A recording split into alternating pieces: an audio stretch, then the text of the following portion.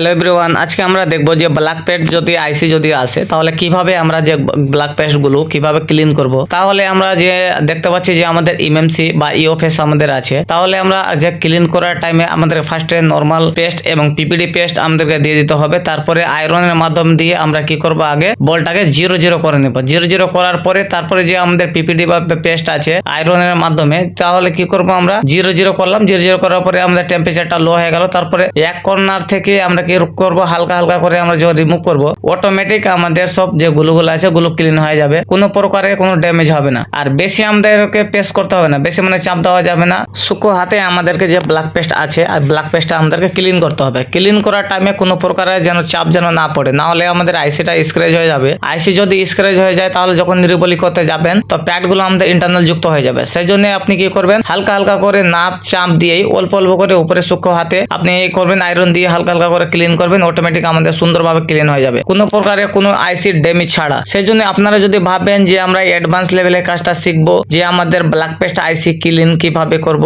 বা সিপিইউ কিভাবে রিবোলিং করব, বা এমএমসি কিভাবে রিবোলিং করব, বা আমরা আইসি যে ব্ল্যাক পেস্ট কিভাবে আমরা রিমুভ করব, টু জেড আমাদের এখানে শেখানো হবে। আপনারা নিশ্চিন্তে আসতে পারেন আমাদের সেন্টারে, Kaliachak fancy mobile market, DM mobile training centre. তারপরে আমরা কি করব, ব্ল্যাক পেস্ট কমপ্লিট ক্লিন হয়ে গেছে। তারপরে আমরা পিউডি পেস্ট আবার দিলাম, দেওয়ার পরে তারপরে আমরা কি করব, ডিসোল্ডার ওয়্যার দিয়ে আমাদেরকে ক্লিন করতে হবে। ক্লিন যখন আমাদের ডিসোল্ডার ওয়্যার দিয়ে পুরোটা ক্লিন কমপ্লিট হয়ে যাবে, তারপরে আমাদেরকে থিনার দিয়ে ক্লিন করতে হবে। যে থিনার বা পেট্রোল আপনার কাছে যে থাকবে, থিনার বা পেট্রোল দিয়ে আপনাকে কি করতে হবে, আইসিটাকে ওয়াশ করে নেবেন। আগে আইসিটা কমপ্লিট ওয়াশ করার পরে তারপরে আমাদেরকে প্যাডটা ভালোভাবে আগে দেখে নিতে হবে যে কমপ্লিট ওয়াশ হয়েছে কিনা। কমপ্লিট ওয়াশ করার পরে তারপরে প্যাডটা দেখে নেবেন। যদি কোনো জায়গা হালকা করে যদি কালো বা কোনো স্পট গুলো যদি থাকে কালো ব্ল্যাক ব্ল্যাক যদি, তাহলে কি করবেন, 11 নম্বর ব্লেড নেবেন বা তার বারাস নেবেন, নেওয়ার পরে উপরে হালকা করে চালিয়ে দেবেন। আর না হলে যদি ব্ল্যাক যদি 2-4টা যদি থাকে তাহলে 11 নম্বর ব্লেড নিয়ে কি করবেন, হালকা হালকা রাউন্ড করবেন। অটোমেটিক আপনার আইসির যে প্যাড আছে প্যাডটা সুন্দরভাবে ক্লিন হয়ে যাবে। তারপরে রিবোলিং করতে হবে। রিবোলিং করার জন্য তারপরে স্টেনসিল নেবেন। স্টেনসিল দিয়ে আমরা কি করব, ভালোভাবে প্যাড টু প্যাড ম্যাচিং করে নিলাম।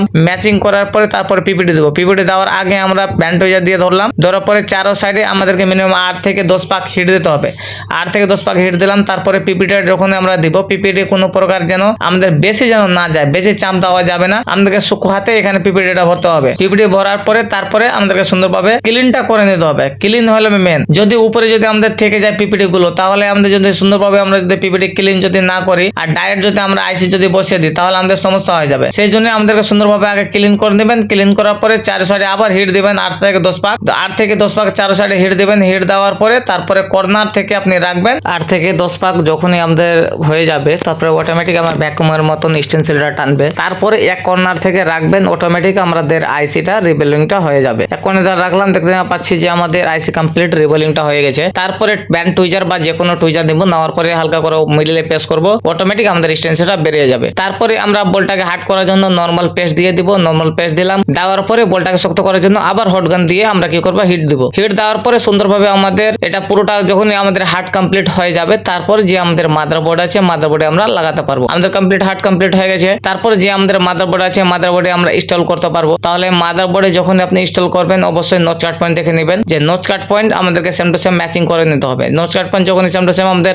ম্যাচিং হয়ে যাবে, তারপরে আমাদের মাদারবোর্ডে কি করতে হবে লোকেশনটা ভালোভাবে দেখে নেবেন। লোকেশন আর আমাদের যে ইনস্টল করব ম্যাচিং যখন হয়ে যাবে সেম টু সেম, তারপরে আমরা কি করব, আইসিটাকে হিট দেবো। তো হালকা করে আগে গরম করে নিব। গরম করার পরে তারপরে সাইডে আমরা হালকা হালকা করে পেস্ট দিব। সাইডে যখনই হালকা হালকা করে পেস্ট দিব, তাহলে আমাদের অটোমেটিক আমাদের ভিতরে পেস্টটা চলে যাবে গরমের জন্য। তাহলে আমরা যখনই আমরা আইসিতে যদি টাচ করি তাহলে আমাদের হিলে যাবে। সেই জন্য আইসি সাইডে আমরা দিব। দেওয়ার পরে আমাদের লোকেশনটা যেটা আছে লোকেশনটা আমাদের চেঞ্জ করে নিতে হবে। কিনে যে আমাদের দেখতে পাচ্ছি দুনো সাইডে আমাদের গ্যাপ রয়েছে, কিনে বাই চান্স যদি ক্যাপাসিটার রেজিস্টার উপরে আপনি টাচ করতে যাবেন তাহলে ক্যাপাসিটার রেজিস্টার আমাদের ড্যামেজ হওয়ার চান্স থাকবে বা হিলে যাবে। সেজন্য আমরা কি করবো, যে আমাদের দুনো সাইডে যে গ্যাপ আছে ওই গ্যাপের মাধ্যম দিয়ে আমাদের কি করতে হবে, হালকা করে পুশ করবেন। হালকা করে যখন আমাদের আইসিটা যখন মুভ হয়ে যাবে, তারপরে অটোমেটিক যাবে, অটোমেটিক নিচের জায়গায় আইসিটা চলে আসবে। তাহলে ভেবে নেবেন যে আমাদের আইসিটা কমপ্লিট লেগে গেছে। তাহলে আমরা যখন হিটটা দিব হালকা করে স্টার্ট করলাম, তারপরে হালকা মুভ করলাম, দেখতে পাচ্ছি যে আমরা আমাদের আইসিটা হালকা করে হিলে আবার অটোমেটিক নিজের জায়গায় চলে আসে। তাহলে আমাদের কমপ্লিট লেগে গেছে। আপনারা যদি এই ধরনের কাজ শেখা যদি